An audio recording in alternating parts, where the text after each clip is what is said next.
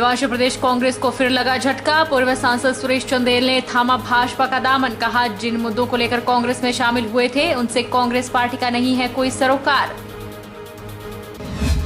युवा कांग्रेस प्रदेश प्रवक्ता ने भाजपा सरकार पर बोला तीखा हमला। कहा, देश में मूर्खों की सरकार और बेवकूफों की हो रही राजनीति। दो लोग मिलकर तीसरे का निर्माण करके चौथे को बना रहे।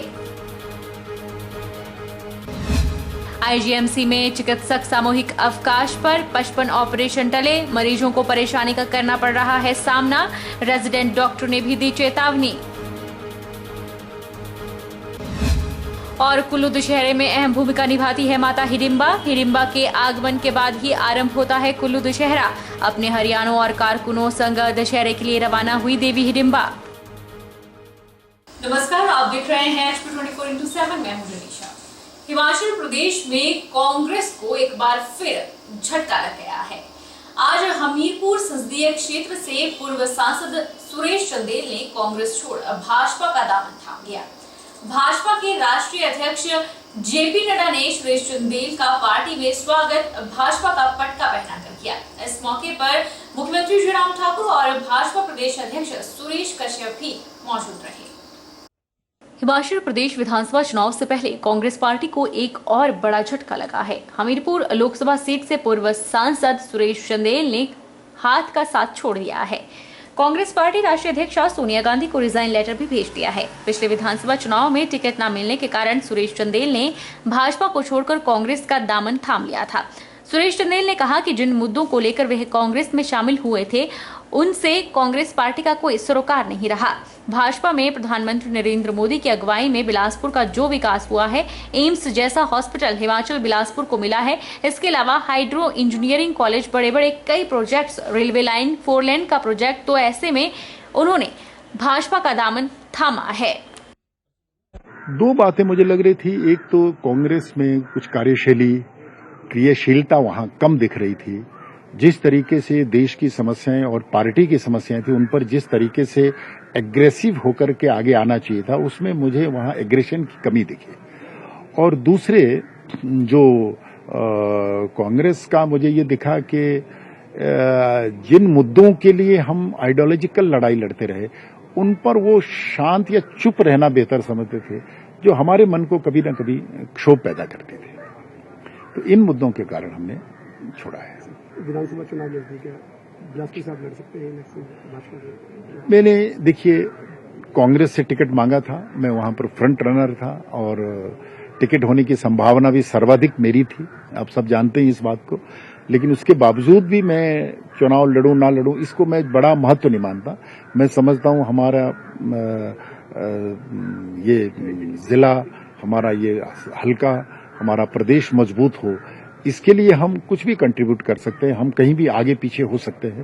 भाजपा प्रदेश अध्यक्ष सुरेश कश्यप ने कहा कि प्रधानमंत्री अपने दूसरे घर आ रहे हैं। प्रधानमंत्री हिमाचल को एम्स के रूप में एक बड़ी सौगात देंगे, जो हमारे राज्य के लिए सौभाग्य की बात है और उनकी होने वाली रैली ऐतिहासिक होगी। सुरेश कश्यप ने कहा कि मंडी दौरा बारिश के कारण वर्चुअली हुआ था, लेकिन इस बार बिलासपुर की रैली में वाटर प्रूफ टेंट लगाए गए हैं। 10 बजे हमारे यशस्वी प्रधानमंत्री, जो आज दुनिया के सबसे लोकप्रिय नेता हैं, एम्स बिलासपुर का लोकार्पण करने के लिए जो बहुत बड़ी सौगात उन्होंने हिमाचल प्रदेश को दी है, उसके लोकार्पण के लिए बिलासपुर देवभूमि हिमाचल में पधार रहे हैं। सबसे पहले तो मैं उनका आभार प्रकट करना चाहूंगा कि उन्होंने एक बड़ी सौगात हमको दी है। और यही नहीं है, बहुत सारी ऐसी सौगातें हैं जो हिमाचल प्रदेश जैसे छोटे राज्य को उन्होंने दी है। जैसे कि अभी अभी हमें हाइड्रो इंजीनियरिंग कॉलेज, हमें मेडिकल डिवाइस पार्क, हमारा जो बद्दी वाला 4 लेन है, इनके उद्घाटन और शिलान्यास का कार्यक्रम माननीय मोदी जी का है। साथ ही जिस प्रकार से हमको अभी IIM मिला है, हमको PGI सैटेलाइट सेंटर मिला है, हमको बल्क ड्रग पार्क का एक बहुत बड़ा तोहफा, जिसमें कि 50,000 करोड़ रुपया उसके ऊपर खर्च किया जाएगा और लाखों युवाओं को जिसका वहां रोजगार भी मिलेगा। तो मैं समझता हूं अनेक ऐसी सौगातें हैं जिसमें चाहे 4 लेन की बात हो, अटल टनल की बात हो, रेणुका डैम की बात हो, या अन्य हमारे जो है संस्थानों की बात हम करें, मेडिकल कॉलेजेस की बात करें, तो माननीय मोदी जी ने इस प्रदेश को जो उनका अपना दूसरा घर जो मानते हैं और उसके लिए बहुत सारे तोहफे हमको दिए हैं। सोलन शहर में 10 अक्टूबर को कांग्रेस की राष्ट्रीय महासचिव प्रियंका गांधी की रैली प्रस्तावित है। ऐसे में रैली की तैयारी को लेकर कांग्रेस के प्रदेश सह प्रभारी संजय दत्त सोलन पहुंचे। उन्होंने पूर्व मंत्री और सोलन सदर विधायक कर्नल धनीराम शांडिल के साथ मिलकर कार्यकर्ताओं संग बैठक की। वहीं सोलन के मुख्य 2 खेल मैदानों का भी दौरा किया। हम धन्यवाद करना चाहते हैं प्रियंका जी का और हमारे प्रभारी राजीव शुक्ला जी का कि प्रियंका जी ने समय दिया है और आज उसी संबंध में जो है सभी प्रमुख नेता हमारे शांडिल साहब हैं, हमारे जिला अध्यक्ष हैं, हमारे विधायक हैं संजय भाई, सभी प्रमुख नेताओं की उपस्थिति में बैठक हुई, पूर्व तैयारी के बारे में चर्चा हुई। पर मैं आपको इस समय इतना बताना चाहता हूं कि प्रियंका जी की रैली भूतो ना भविष्य तो ऐतिहासिक रैली होगी, जिसका पूरा संदेश पूरे हिमाचल में जाएगा और आम जनता से जुड़े हुए जो प्रश्न हैं, चाहे वो बेरोजगारी का प्रश्न हो, चाहे वो जो है कीमतें बढ़ी हुई हैं प्राइस राइज का प्रश्न हो, चाहे जो स्टेट में आज भ्रष्टाचार का कीड़ा लगा हुआ है उसका प्रश्न हो, सारे प्रश्नों के बारे में प्रियंका जी अपनी भूमिका रखेगी। हिमाचल प्रदेश युवा कांग्रेस प्रवक्ता राजेंद्र ठाकुर ने भाजपा की प्रदेश और केंद्र सरकार पर जमकर जुबानी तीखा हमला बोला है। मंडी में आयोजित पत्रकार वार्ता में उन्होंने कहा कि आज देश में मूर्खों की सरकार है और बेवकूफों की राजनीति हो रही है। आप लोग बुद्धिमान हैं और एक सही सरकार चुनने का निर्णय आपके हाथ में है। इतना ही नहीं, उन्होंने ये भी कहा कि 2 लोग मिलकर तीसरे का निर्माण कर रहे हैं, चौथे को बना रहे हैं, वो चाहे भाजपा का राष्ट्रीय अध्यक्ष हो या प्रदेश के मुख्यमंत्री। हिमाचल प्रदेश युवा कांग्रेस प्रदेश प्रवक्ता राजेंद्र ठाकुर ने कहा कि आज देश में मूर्खों की सरकार है और बेवकूफों की राजनीति हो रही है।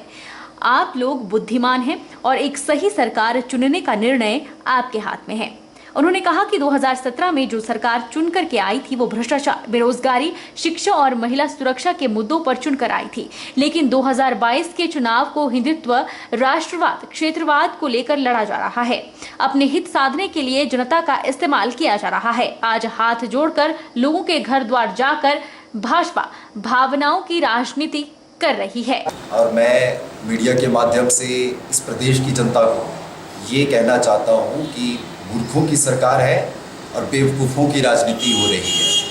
आप लोग बुद्धिमान हैं, एक सही सरकार चुनने का निर्णय आपके हाथ में है। 2017 में जो सरकार चुन करके आई थी वो भ्रष्टाचार, बेरोजगारी, शिक्षा और महिला सुरक्षा के मुद्दे पर चुन करके आई थी। और 2022 का जो चुनाव लड़ा जा रहा है वो हिंदुत्व, राष्ट्रवाद, क्षेत्रवाद के नाम पर लड़ा जा रहा है। प्रदेश प्रवक्ता राजेंद्र ठाकुर ने कहा कि इस देश की सरकार अनपढ़ों के हाथों में है। 2 लोग मिलकर के तीसरे का निर्माण करके चौथे को बना रहे हैं, वो चाहे भाजपा का राष्ट्रीय अध्यक्ष हो या प्रदेश का मुख्यमंत्री। गठबंधन की बैसाखियों पर प्रदेश और देश की भाजपा सरकार चल रही है। उन्होंने कहा कि शिक्षा की दर कांग्रेस की देन है, बेरोजगारी की दर भाजपा की देन है और रोजगार की दर कांग्रेस की देन है। देश के विकास की दर में कांग्रेस का कितना बड़ा योगदान है ये सब जानते हैं। आज के लोग 1150 रुपए का सिलेंडर लेने को मजबूर हैं, निजी स्कूलों को मनचाही फीस देने और 8000 की नौकरी के लिए मजबूर हैं। इसलिए आपको तय करना है कि क्या आपको पढ़ा लिखा प्रधानमंत्री, विजन वाला मुख्यमंत्री लाना है या फिर चाय वाला प्रधानमंत्री और बातों बातों में खुद को मिस्त्री का बेटा कहने वाला मुख्यमंत्री लाना है। 2 लोग मिलकर के तीसरे का निर्माण करके चौथे को बना रहे हैं। वो चाहे भाजपा का राष्ट्रीय अध्यक्ष होगा, चाहे किसी प्रदेश का मुख्यमंत्री होगा। गठबंधन की बैसाखियों पर चलती है प्रदेश की भाजपा सरकार और देश की भाजपा सरकार। आप देखिएगा, इस प्रदेश में जब पहली दफा भाजपा की सरकार आई तो गठबंधन की बैसाखियों पर आई। उसके बाद जब भाजपा ने बहुमत हासिल किया तो ठग विद्या से हासिल किया। इस प्रदेश की शिक्षा दर कांग्रेस की देन है। इस प्रदेश की बेरोजगारी की दर भाजपा की देन है। इस प्रदेश की रोजगार की दर कांग्रेस की देन है। ये मैं नहीं कहता, ये आपके घरों में बैठे हुए आपके पुरखे कहते हैं कि इस देश की विकास की दर और प्रदेश की विकास की दर में कांग्रेस का कितना बड़ा योगदान है। आज 1150 का सिलेंडर लेने के लिए मजबूर हो आप लोग, आज प्राइवेट स्कूलों को मनचाही फीस देने के लिए मजबूर हो आप लोग, आज एक अच्छी शिक्षित होने के बावजूद दर दर की ठोकरें खा करके 8 या 10 हज़ार की नौकरी करने पे मजबूर हो आप लोग।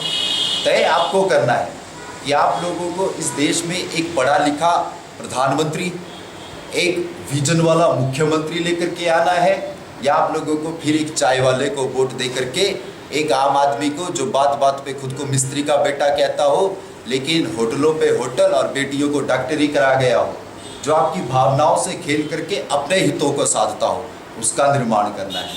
5 अक्टूबर को बिलासपुर में प्रधानमंत्री के कार्यक्रम के लिए भारतीय जनता पार्टी पूरी तरह से तैयार नजर आ रही है। जिला शिमला से 4500 से ज्यादा कार्यकर्ताओं को बिलासपुर ले जाने का लक्ष्य रखा गया है।